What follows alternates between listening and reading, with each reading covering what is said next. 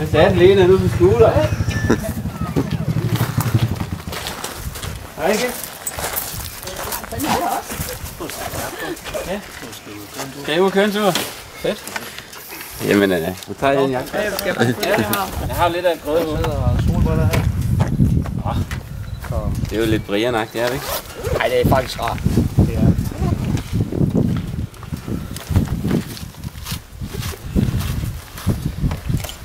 Ja, de sidder der. Det kan da godt se.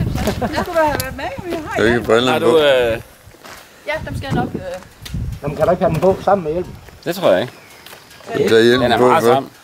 Altså, skal du ikke? Du skal fandme ikke ødelægge. Du har lige for lavt. Det skal du ikke. Nej, jeg tager den med. Kan man godt det? Jeg hiver den ud. De er nemmere at sætte ind, når du har hjelmen på. Okay. Nå, okay.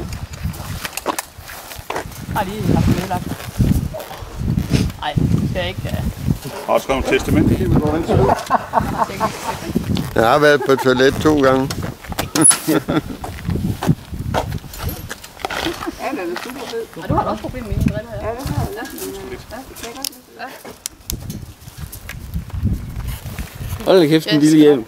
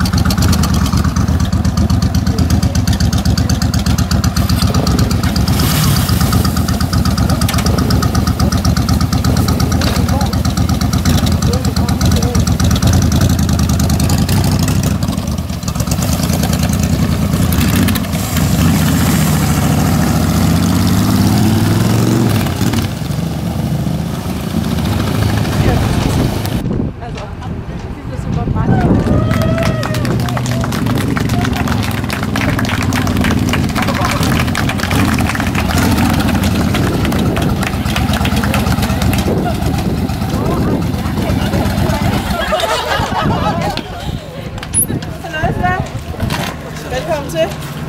Velkommen til.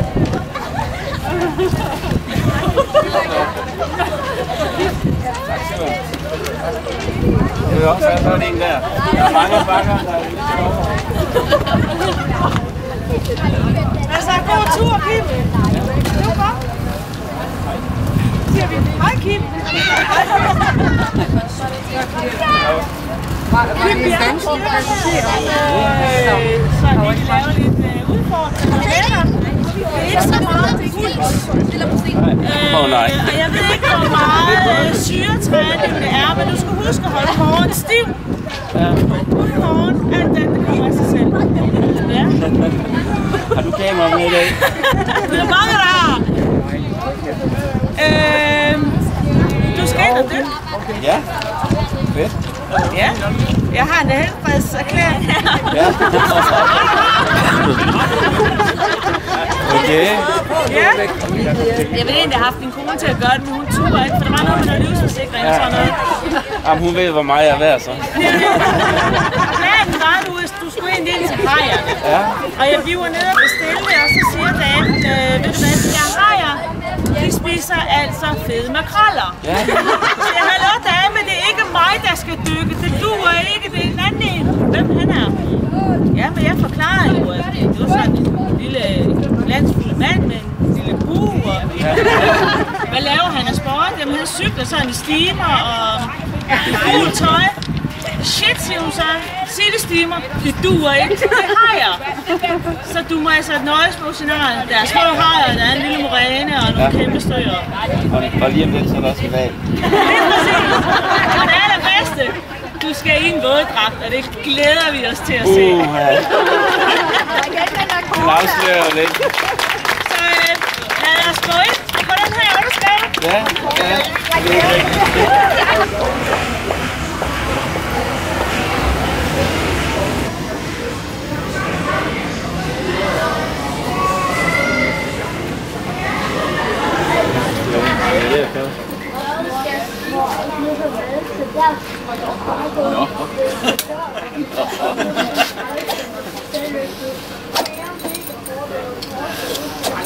Så er jeg jo også over 10 timer. Hvad er det for ude, I har? Nej, det er faktisk ikke. Det bliver sko, skal nok suge over. Filmer du?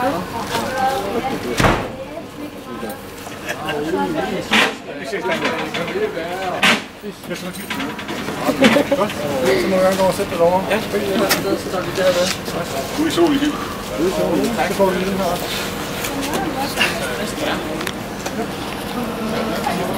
Du kommer ind der. Hold da op. Det er meget med stram. Fisk. Nej, ikke fisk. Det er bidestykker, ikke? Jo, men den der er muligt.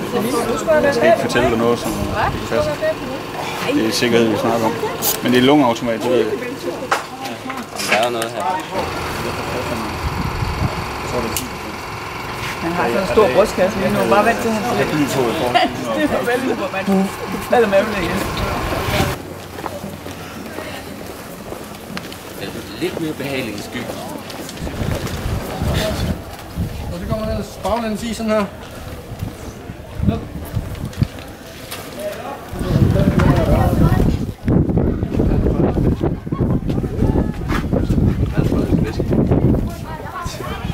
Spækhugger, der kommer, så jeg ser på filmen. Emil, det var den første fisk. Sejl. Ja. Vi har med den sorte dragt. Der er sådan en, der har kamera med. Ja, det er Tyskland. Ja.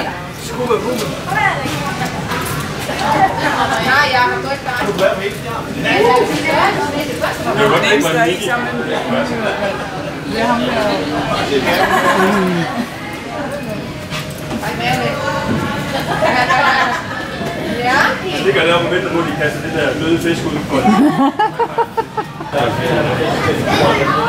Nej, vi er så træk så træk ham. Træk han op igen.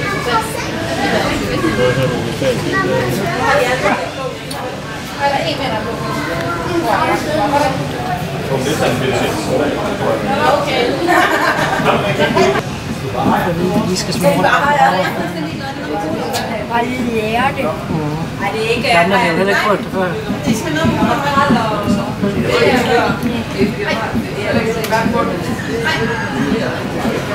Jeg tror, vi går bedre. Vi havde jo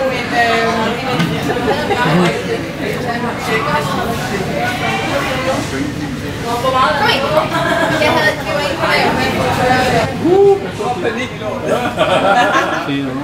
Du skal ikke? Du skal ikke træde vand. Kom ned, ja. kig herovre. Det fylder lige noget. Det er svært at styre det her til at blive næste gang. Jeg lige finde lidt undervejs, hvad skal du ikke?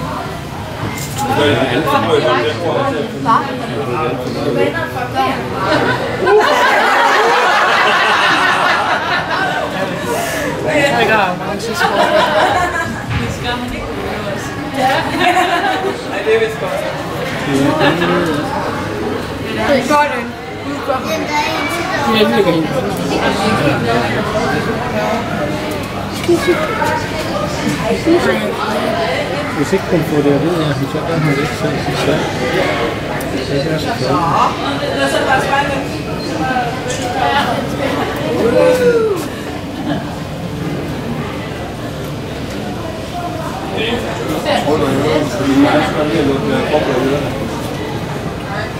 Han har fået vand i næste. Vinker til mig. Slottet.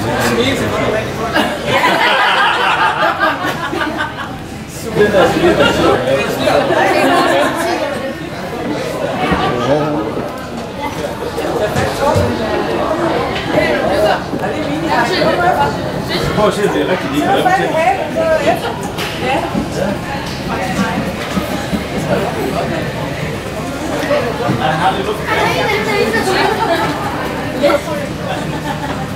Så holder jeg sidde med de hænger, det er så en, der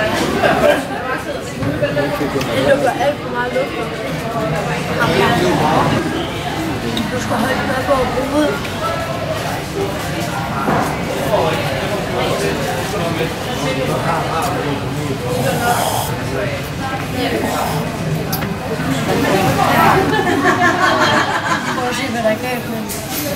Det var sgu vildt. Ja, egentlig. De lukker til over en træk. Så hen på den store stentrappe for en fejltrappe. Og Rønbæk-skolen, 5. klasse, sidder den foran den store oceanar. Trappen foran den store oceanar. Kom hen på en øl, Kim. Ej, ja tak. Ej, du har fået certifikat. Tillykke. Der er kun Coca-Cola Zero.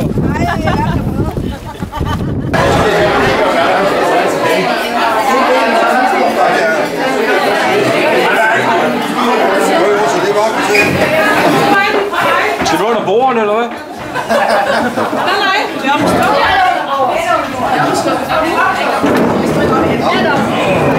Du skal op på stolen, der står. Ja, hop nu derop. Ja, det skal nok holde ved.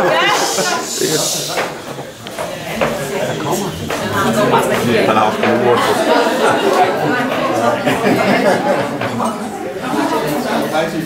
Der er ikke plads til ham. Nej.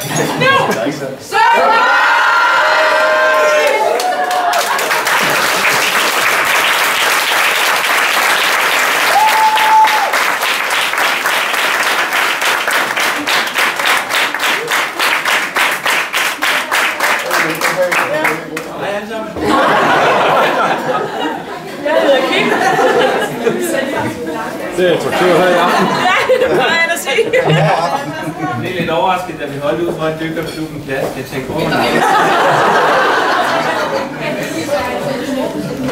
Jeg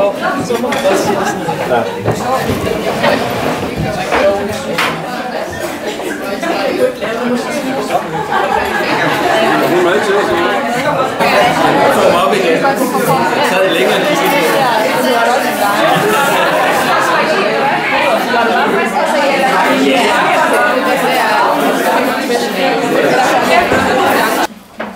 Fredag den 29. marts blev der på Facebook oprettet en gruppe til navn Kick-Ax-afskedsgave. Årsagen hertil kender vi alle desværre. Det kom som et stort chok for rigtig mange af os, at du ikke længere skal være en del af Filersund. Derfor var det også med stor glæde at se, at der i løbet af ganske få dage var stor tilslutning til, at vi skulle have den her dag sammen med dig. På grund af lidt for meget rod, hvis jeg kan tillade mig at bruge det udtryk, måtte vi på et tidspunkt oprette en ny Facebook-gruppe, som fik navnet Afskedsfest og gave på Kim Bak. I denne gruppe var opbakningen endnu større, og resultatet ser vi i dag. Der har været mange, der desværre ikke kunne deltage på grund af andre aftaler, men hvis alle kunne deltage, havde de haft pladsproblemer her på Skangsholm. Heldigvis har der været enorm opbakning til din gave, og den første del oplevede du i eftermiddags. Det var sjovt. En motorcykel, og så var du overdykket.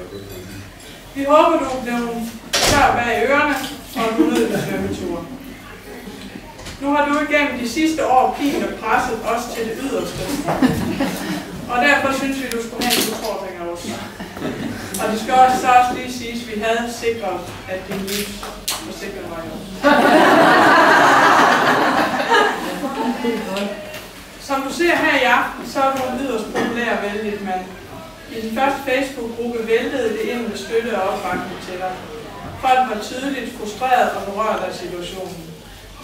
Der er ingen tvivl om, at du i den grad blev savnet. Mange havde nok set dig som den næste chef på grund af dit store engagement og din store viden. Du er altid smilende, snaksalig og imødekommende, men vigtigst af alt er du brandhamrende dygtig til dit arbejde. Du ved alt, hvad der er værd at vide, og du ved, hvad medlemmerne vil have.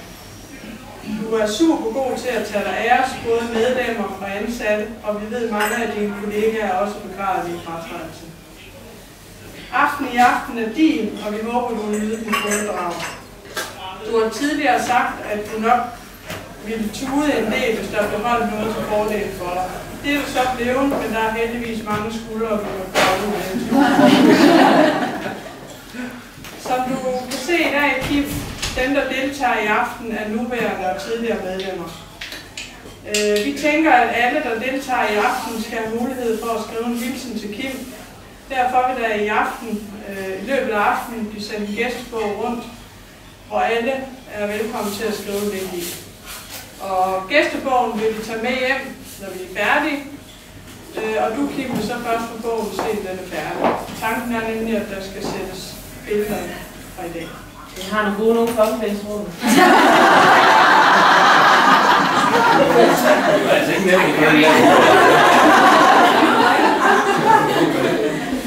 Så du har et fuldendt minde for mennesker, som sætter stor pris på dig.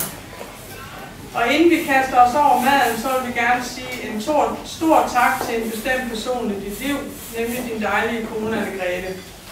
Tusind tak for din hjælp til i dag. Vi ved, at du har haft et vanskeligheder med at holde Kims kalender ikke.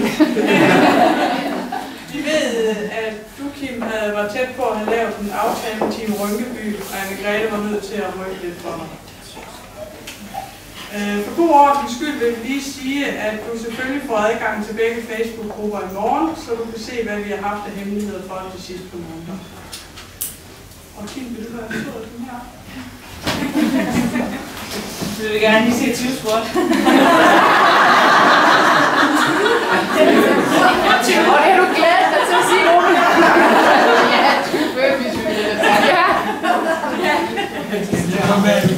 Dit besøg i dag, tidligere i Kattegat-centret, var en del af din gave, der er samlet ind til dig. Selvfølgelig betaler vi også for din mad her i aften. Vi er ikke helt sikre på, om vi kan dække dit kagebehov.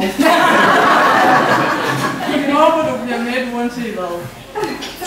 Og resten af gaven står vi med her.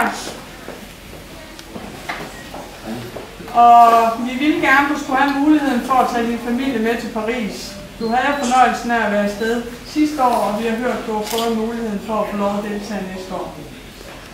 Og desværre kunne pengene ikke række. Desværre kunne pengene ikke række helt, men vi håber, at vores tilskud kan hjælpe på vej til det.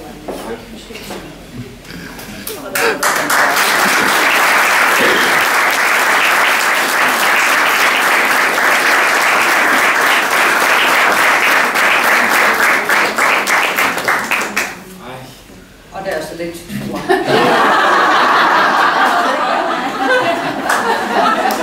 Jeg er lige til morgen. Nej, altså, tusind tak. Jeg er målløs. Fuldstændig målløs. Er du ikke færdig?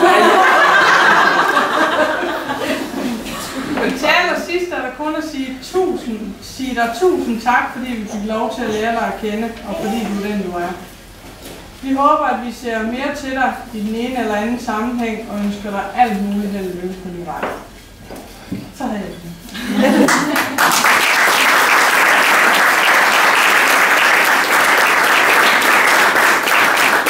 Det er den, du får på et tidspunkt. Ja. Når den er færdig. Det var fint. Har du brug for en skulder? Ja, jeg er helt vildt målløs. Tak for oplevelsen indtil nu. Det kan kun blive bedre. Dykkerturen var fantastisk at prøve. Turen på motorcyklen kommer nok til at koste lidt penge. Ja.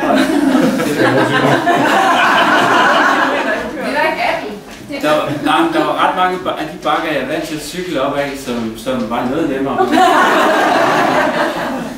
Det kan jeg ikke få nogle tips af det, Jacob? Ja. Jamen, hold op. Jeg ved slet ikke, hvad jeg skal sige. Tusind tak alle sammen. Og Annette, hvor et pokerfjæs, du holdt i går derhjemme. Det var da helt vildt. Ej, fantastisk. Tusind tak alle sammen. Skål og... Skål.